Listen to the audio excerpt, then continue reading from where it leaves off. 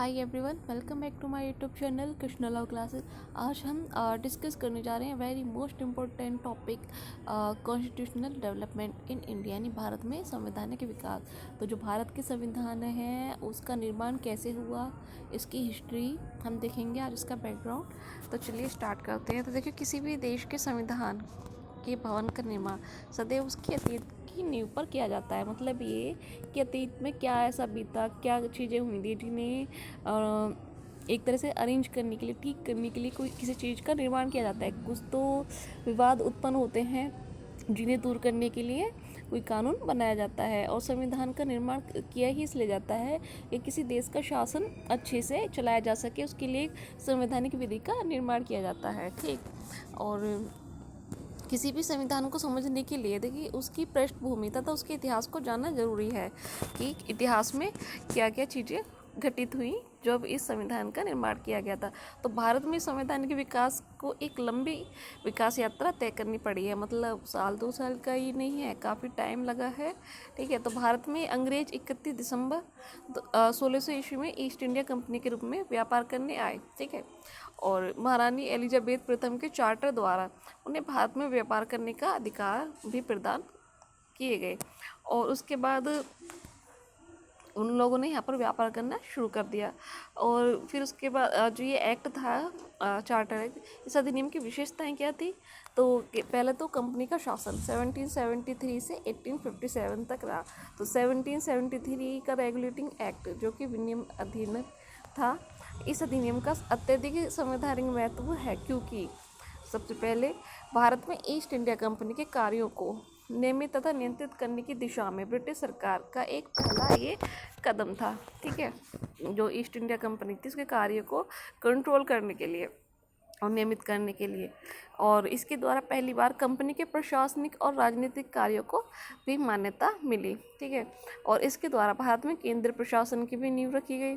और इस अधिनियम ने कंपनी के शासन के लिए पहली बार एक लिखित संविधान, ठीक है, रिटन कॉन्स्टिट्यूशन प्रस्तुत किया और सुनिश्चित शासन पद्धति का श्रीगणेश किया था। अधिनियम द्वारा बंगाल के गवर्नर को अब बंगाल का गवर्नर जनरल बनाया गया था। ठीक।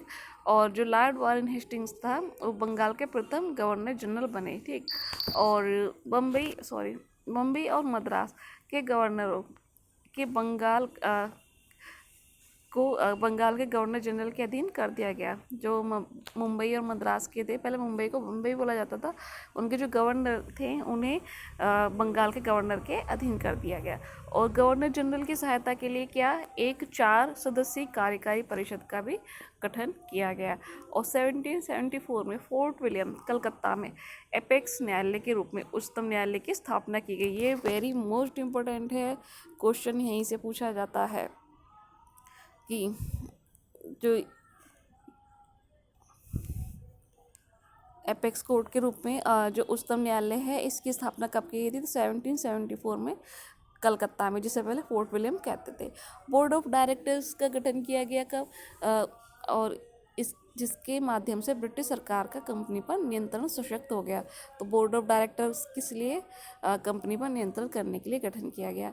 और इसमें कुछ विशेष है। East India company regulating act 1773 act कहा जाता है। और इसके खंड के अंतर्गत इंग्लैंड के सम्राट को बंगाल के फोर्ट विलियम में एक उच्चतम न्यायालय स्थापित करने के अधिकार दिया गया था। सम्राट जॉर्ज III ने, जो जॉर्ज III थे, उन्होंने उक्त अधिकार का प्रयोग करते हुए 26 जुलाई 1774 को कलकत्ता उच्च न्यायालय की स्थापना की।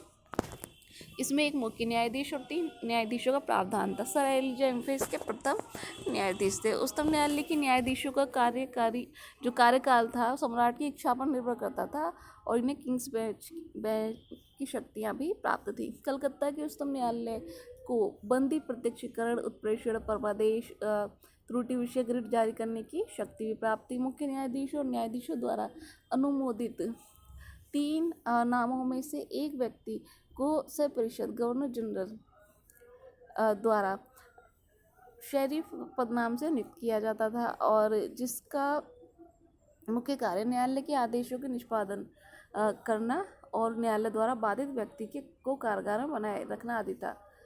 फिर उसके बाद आता है 1784 का पिट्स इंडिया एक्ट। सारे एक्ट इंपॉर्टेंट हैं ये, ठीक है। तो रेगुलेटिंग एक्ट की कमियों को दूर करने के लिए इस एक्ट को लाया गया था। तो पूछ लिया जाता है कि इसे क्यों लाया गया था।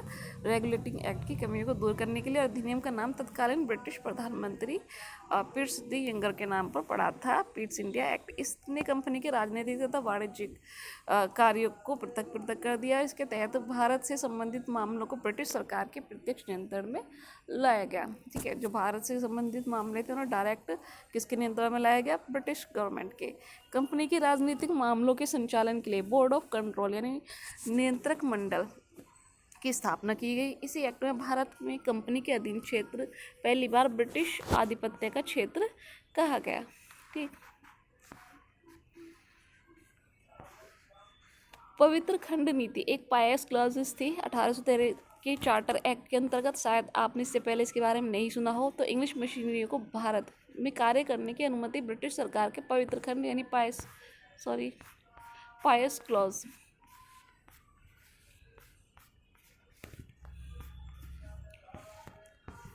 की नीति के तहत दी गई। इस प्रावधान के लिए ईस्ट इंडिया कंपनी के निदेशक मंडल के पूर्व सदस्य चार्ल्स ग्रांट ने लॉबिंग की थी।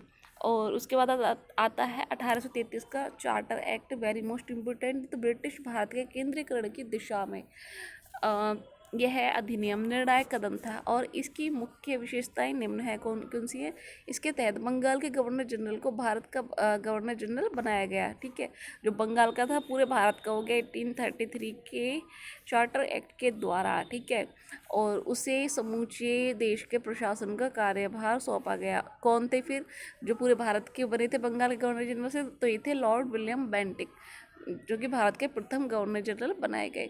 और ईस्ट इंडिया कंपनी की व्यापारिक एकाधिकार की पूर्ण समाप्ति कर दी गई। जो ब्रिटिश इंडिया कंपनी का व्यापारिक एकाधिकार था उसे पूरी तरह समाप्त कर दिया गया। और गवर्नर जनरल की कार्यकारी परिषद में चौथे सदस्य के रूप में लॉर्ड मैकाले की नियुक्ति। मैकाले को आधुनिक शिक्षा का जनक कहा गया, ठीक।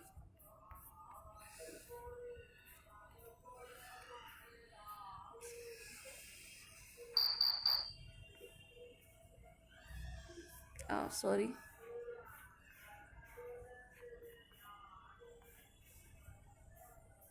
उसके बाद भारत में कानूनों को संचालित तथा सुधारने के लिए एक विधि आयोग की स्थापना की गई। 1833 के चार्टर एक्ट को सुभाष कश्यप के अनुसार भारत के केंद्रीय विधानमंडल की गंगोत्री कहा जा सकता है। और फिर आता है 1853 का चार्टर एक्ट। इसमें ब्रिटिश संसद द्वारा पारित किए गए चार्टर अधिनियमों की श्रृंखला में यह अंतिम अधिनियम था 1853 का।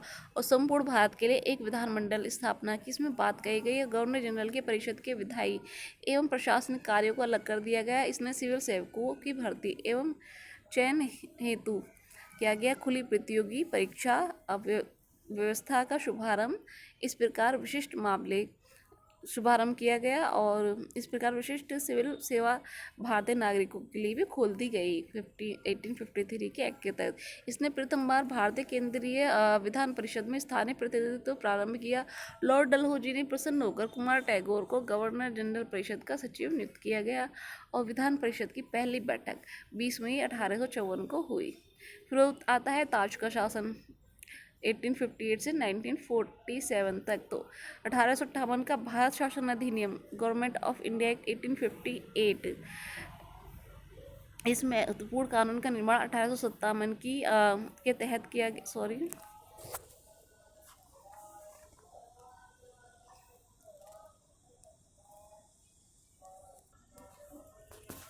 जो 1858 का गवर्नमेंट एक्ट था इसे भारत का प्रथम स्वतंत्रता संग्राम कहा जाता है। और इसके तहत ईस्ट इंडिया कंपनी के शासन को समाप्त कर भारत का शासन सीधे महारानी विक्टोरिया अर्थात ब्रिटिश ताज के अधीन चला गया। इस अधिनियम में गवर्नर जनरल की शक्ति पहले की अपेक्षा बढ़ गई और उसे वायसराय उपाधि प्रदान की गई। गवर्नर जनरल देशी राज्यों के संबंधों में वायसराय कहलाने लगा और लॉर्ड कैनिंग भारत के पहले वायसराय बने। भारत का शासन ब्रिटिश ताज की ओर चलाने के लिए भारत मंत्री या सचिव पद का सृजन किया गया तथा उसकी सहायता के लिए 15 सदस्यीय भारत परिषद का गठन किया गया। ठीक। और भारत सचिव ब्रिटिश कैबिनेट का सदस्य होता था और यह भारत के शासन का निरीक्षण, निर्देशन तथा नियंत्रण करता था एवं संपूर्ण भारत प्रशासन के लिए ब्रिटिश संसद के प्रति उत्तरदायी होता था। सर चार्ल्स वुड प्रथम भारत सचिव बने। बोर्ड ऑफ डायरेक्टर्स तथा बोर्ड ऑफ कंट्रोल की समाप्ति कर दी गई और 1861 का भारतीय परिषद अधिनियम केंद्र एवं प्रांतों में विधान परिषदों की स्थापना की गई और विभागीय प्रणाली या पोर्टफोलियो सिस्टम इसने वैधानिक मान्यता प्रदान की गई और इस प्रकार भारत में मंत्रिमंडलीय व्यवस्था की नींव रखी गई, जिसके जनक लॉर्ड कैनिंग माने जाते हैं। गवर्नर जनरल को आपात में विधान परिषद की अनुमति के बिना अध्यादेश जारी करने के लिए अधिकृत किया गया तथा विधेयक पर वीटो की शक्ति प्रदान की गई। इसके तहत भारत में पहली बार प्रतिनिधि संस्थाओं को लाया गया, अर्थात विधि निर्माण की प्रक्रिया में भारतीय प्रतिनिधियों को शामिल करने की शुरुआत की गई। कलकत्ता, मुंबई तथा मद्रास में उच्च न्यायालयों की स्थापना का भी प्रावधान किया गया। तो भारत में अध्यादेश, इसके ऐतिहासिक स्वरूप देख लेते हैं। गवर्नर जनरल को अध्यादेश जारी करने की असाधारण शक्ति 1861 के भारतीय परिषद अधिनियम की धारा 22 के अंतर्गत प्रदान की गई। इस शक्ति का प्रयोग गवर्नर जनरल की परिषद के बिना ही स्वविवेक से कर सकता था। इस अध्यादेश की अवधि मात्र 6 माह होती थी। यद्यपि संविधान निर्माताओं द्वारा जब राष्ट्रपति को अध्यादेश शक्ति पर विचार किया जा रहा था, तब वे भारत शासन अधिनियम 1935 की धारा 42 से प्रभावित थे। इसका उल्लेख स्वयं संवैधानिक सलाहकार BN राव द्वारा अक्टूबर 1947 में तैयार प्रथम स्वरूप संविधान में अध्यादेश संबंधी प्रावधान के सीमांत नोट में देखा जा सकता है। तो अब देखते हैं भारत परिषद अधिनियम 1892। इस अधिनियम द्वारा पहली बार निर्वाचन पद्धति शुरू की गई, परंतु यह पद्धति परोक्ष निर्वाचन की थी, अर्थात केंद्रीय विधानमंडल में गैर सरकारी सदस्यों की नियुक्ति प्रांतीय विधानमंडल के सदस्यों द्वारा की जानी थी। और गवर्नर जनरल की विधान परिषद का नाम भारतीय विधान परिषद हो गया। परिषद के सदस्यों को सीमित मात्रा में प्रश्न पूछने तथा बजट पर विचार विमर्श करने की अधिकारिता प्रदान किया गया और इस अधिनियम द्वारा संसदीय शासन परोक्ष रूप से प्रारंभ हुआ तथा प्रतिनिधि शासन की नींव डाली गई। सर फिरोज शाह मेहता पहले निर्वाचित भारतीय सदस्य थे।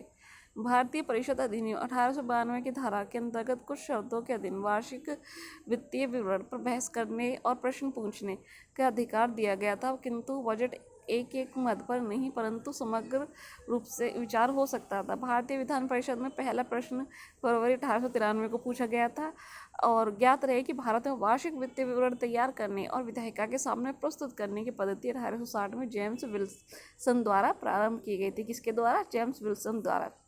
ठीक है, किसी वार्षिक वित्तीय विवरण को विधायिका के समक्ष प्रस्तुत करने और उसे तैयार करने संबंधी पहला बजट 18 फरवरी 1860 को पेश किया गया था।